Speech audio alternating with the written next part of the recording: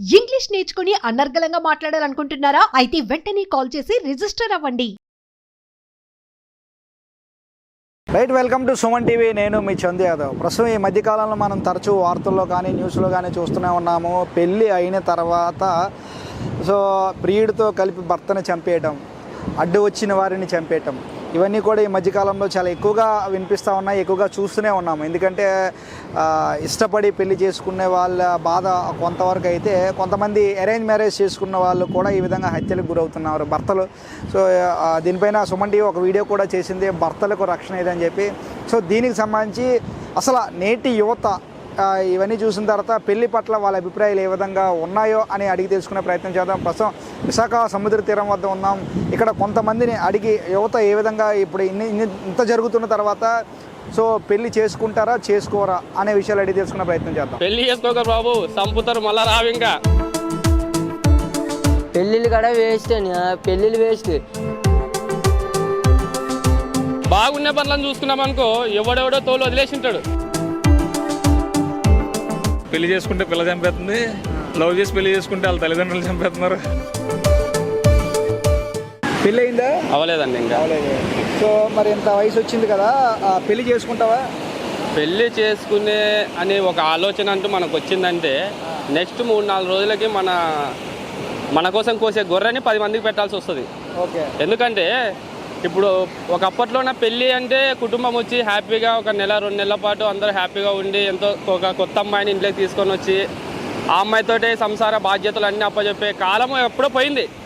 ఇప్పుడు పెళ్ళి అంటే ప్రజెంట్ ఈరోజు పెళ్లి చేసుకున్నాడు, మళ్ళీ ఈరోజు అందరికీ హ్యాపీగా ఫుడ్ పెట్టినాడు, మళ్ళీ ఒక 10 రోజుల్లోనే వాడి తద్దినం ఫుడ్ పెడుతున్నాడు. ఇది ఎందుకు ఇలాగ జరుగుతుందంటే మెయిన్గా తెలుసుకోవాల్సింది గవర్నమెంట్. ఎందుకంటే ఏదైనా కూడా చిన్న తప్పు జరిగింది ఆడపిల్ల కంటే పదే 100 మంది 1000 మంది 1,00,000 మంది దాకా ప్రతి ఒక్కరు పడిపోతారు. మహిళా సంఘాలు, ఆ సంఘాలు, ఈ సంఘాలని.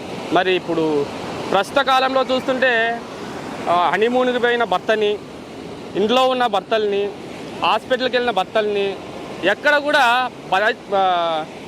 భద్రత లేకుండా అయిపోయింది. ఇంతకుముందు బయటికి ఆడది వెళ్తే ఇంటికి వచ్చేసరికి బాగుంది అంటే రాజ్యాంగం బాగుంది, అదేదో గాంధీ గారు చెప్తారు కదా, ఆడపిల్ల నైట్ తిరిగినప్పుడే అది ఉంటారు కదా. ఇప్పుడు పగలు కూడా మగాడికి అస్సలు భద్రత లేదు. అమ్మా, మీరు అంతగానో సంపాలా పెట్టుకోవాలా చెయ్యాలనుకుంటే పెళ్ళి చేయకముందు మీ నాన్న వాళ్ళకి క్లియర్గా చెప్పండి, అది వేరే ఇది వేరే కాదు, నేను పలానా వాడిని లవ్ చేశాను, లేదా వాడితోటి రొమాంటిక్గా ఉన్నాను, వాడితో అది చేస్తాను, వాడిని నేను మర్చిపోలేను, వాడికి నాకు ఇచ్చి పెళ్లి చేయండి, లేకుంటే పెళ్లి చేస్తే నేను ఉండలేనని చెప్పండి. అది మీకు చేత కాలేదా, మీరే మందు తాగి సావండి. అంటే పక్కన ఇంకొక ఫ్యామిలీలోనే ఉన్న వ్యక్తిని వాళ్ళు ఎంతో ప్రేమగా ఆప్యాయంగా వాళ్ళు తినక పిల్లల్ని పెంచుకొని జాబులు వచ్చేదాకా వాళ్ళు చూసుకున్న వాళ్ళు సడన్గా మీ చేతుల్లో చచ్చిపోతుంటే వాళ్ళు ఎలాంటి నరకం అనుభవిస్తున్నారంటే అలాంటి నరకం అనుభవిస్తారు. 20 ఏళ్ళు మీకు జైలు శిక్ష పడుతుంది, తర్వాత మళ్ళీ బయటకు వస్తారు. వాడికి 20 ఏళ్ళు జైలు శిక్ష పడుతుంది, వాడు బయటకు వస్తారు. బయట మీరంతా అన్ని కానిస్తారు. కానీ నిన్ను నమ్ముకొని లక్షలు అప్పు చేసుకొని 10 మందిలోనే మంచిగా పెళ్లి చేసుకొని ఈ రోజైతే మన్ను తినిపోయినట్టు చూసినావా, ఆ కుటుంబం శోధన ఎవ్వరు కూడా తీర్చలేరు. అది అంతగా కావాలంటే పెళ్ళిళ్ళు చేసుకునేటప్పుడు పెళ్లి కొడుకులు మీకు కూడా పెళ్ళి చేసుకునేటప్పుడు అమ్మాయి అందంగా ఉందా, అమ్మాయి బాగుందా, డ్రెస్సింగ్ బాగుందా, ఇవి చూడొద్దండి. ఆ అమ్మాయిని 1 రోజు కాకుంటే 2 సార్లు 3 సార్లు కూడా అమ్మాయిని అడగండి. వేరే లవ్వర్ ఉన్నాడు, నాకు ఇష్టం లేదు అనే ఒక మాట వచ్చినప్పుడు నువ్వు మర్యాదగా అమ్మాయి కాకపోతే ఇంకొక అమ్మాయి దొరుకుతుంది, నువ్వు వెళ్ళి ఏం చేస్తావంటే నాకు ఈ పెళ్ళి ఇష్టం లేదని చెప్పండి. అమ్మాయి బాగుంది. ఇప్పుడు బాగా చూడండి, ఎవరైనా కూడా బండి బాగుందనుకో 10 మంది కాదు 1000 మంది కూడా అడుగుతారు, బండి తోలాలని. బండి బాగోలేదనుకో ఆ ఓనర్ మాత్రమే తోలుతాడు. బాగున్న పనులను చూసుకున్నామనుకో ఎవడెవడో తోలు వదిలేసింటాడు. అదే మంచిగా పద్ధతిగా ఒక కుటుంబం పెద్దలు అప్పుడు ఏం చేసేటంటే కుటుంబంని వారసత్వాన్ని మొత్తం చెక్ చేసుకొని 10 మందిని చెక్ చేసుకొని అప్పుడు ఆ ఇంట్లో పెళ్లి చేసుకునేటోళ్ళు. ఇప్పుడు అట్లా లేదు, పెద్దల వారి సద్యమారబాయ. ఇప్పుడు ఏమంటున్నారంటే పిల్ల బాగుందా, నేను దాన్ని చేసుకుంటా, దాన్ని చేయకుంటే గొంతు కోసుకుంటా, దాన్ని చేయకుంటే చచ్చిపోతా, మనకి ఎందుకనైనా ఉన్న వాస్తవానికి. మొత్తానికైతే నువ్వు పెళ్లి చేసుకుంటావా చేసుకోవా? నన్ను చచ్చిపోమంటున్నారే మీరు, నన్ను చచ్చిపోమంటున్నారా? ఈ పెళ్ళి వద్దు, పెటాకులు వద్దు, ఆరాంగా సింగిల్ లేవరే, తాగురా, తిరుగురా, గొడవపడు. ఈరోజు నువ్వు ఒకరిని కొడతావు, వాడు నిన్ను కొడతాడు, ఆడి కథము. పెళ్లి చేసుకోక బాబు, చంపుతారు, మళ్ళా రావు ఇంకా. బ్రో లవ్ మ్యారేజ్ చేసుకుంటే ఇంట్లో పేరెంట్స్ చంపేస్తారు బ్రో. ఇంకా అలాగే అరేంజ్ మ్యారేజ్ చేసుకుందామంటే ఎవరు వస్తారో తెలియదు. ఇంటి దగ్గర అమ్మ చిన్నప్పటి నుంచి మనం బాగా పెంచుతారు అమ్మాలను. పైకి పెళ్లి చేసిన తర్వాత అమ్మాయి మనల్ని అంటే వేరే ఉంటే పర్లేదు, మళ్ళీ మన అమ్మాయి వేరే లవ్ చేసి అంటే అదే పెళ్లి ముందు చెప్పేసి మనం పెళ్లి చేసుకోం కదా. అది పెళ్ళి అయిన తర్వాత మనకు తెలుస్తుంది ఆ అమ్మాయికి ఎవరో లవర్ ఉన్నారని. ఆ లవర్ ఉంటే మనకు కరెక్ట్గా ఉండరు, ఇంకా ఏదో విషయం పెట్టి చంపేస్తే ఇంకా మనం అప్పుడు హాస్పిటల్ పెళ్లి మీద హాస్పిటల్ ఉన్నదంతా వృధా అయిపోయినట్టే కదా. దానివల్ల భయంగా ఉంది, పెళ్ళి అంటేనే భయం వేస్తుంది. అంటే లేటెస్ట్ జనరేషన్స్ చూసి అమ్మాయిలు, పైగా అమ్మాయిలు అంటే అసలు ఎవరిని నమ్మాలో కూడా తెలియట్లేదు. అప్పుడు బాగానే ఉంటున్నారు, సడన్గా మూడు మారిపోతుంది, దానివల్ల కొంచెం భయంగా ఉంటుంది. సో ఈ మధ్య మనం టీవీల్లో కానీ వార్తల్లో కానీ చూస్తూ ఉన్నాం, అంటే పెళ్ళి జరిగిన తర్వాత కొన్ని నెలలకి భార్యల భర్తలను చంపేస్తున్నారు. సో అవి చూస్తున్నాం కదా. సో ఇప్పుడు నీకు ఇంతకు పెళ్ళి అయిందా? లేదండి, ఇంకా లేదు. సో మరి పెళ్లి మీద నీ అభిప్రాయం, పెళ్లి చేసుకుంటావా లేదా? ఇప్పుడున్న సిచ్యువేషన్స్ చూస్తుంటే చేసుకోకపోవడమే మంచిది అనిపిస్తుంది. ఓకే, లైఫ్ ఇలా లీడ్ చేసుకుని హ్యాపీగా గడిపడం బాగుంటుంది అనిపిస్తుంది. ఓకే. సో ఎందుకు చేసుకొని అంటున్నావు? అంటే ఇప్పుడు చాలా రీల్స్లో కూడా ఫ్యాక్టే చూపిస్తున్నారు కదా, పెళ్లి చేసుకుంటే పిల్ల చంపేస్తుంది, లవ్ చేసి పెళ్లి చేసుకుంటే వాళ్ళ తల్లిదండ్రులు చంపేస్తున్నారు.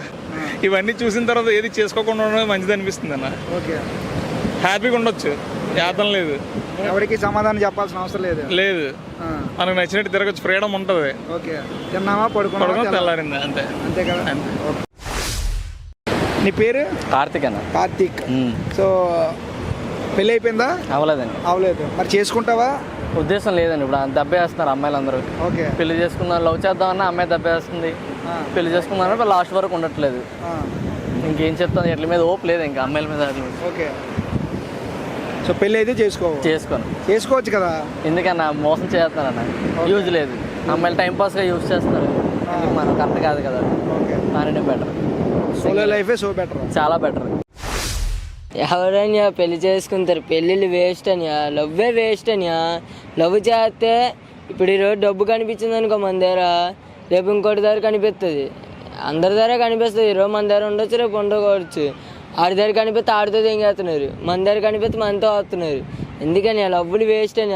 లవ్వులకి ఎడిక్ట్ అయ్యామా, ఇంక లవ్ వెళ్ళిపోయింది అనగానే మనం దమ్ముకి ఎడిక్ట్ అయిపోతాం.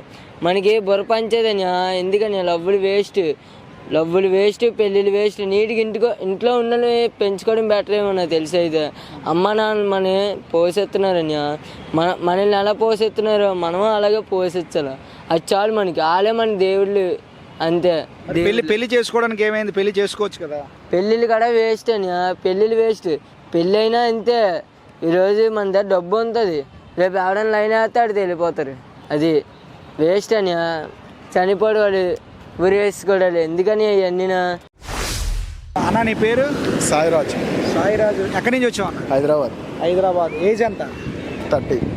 So exact marriage age. So మరి పెళ్ళి అయిందా? అవ్వలేదు ఇంకా.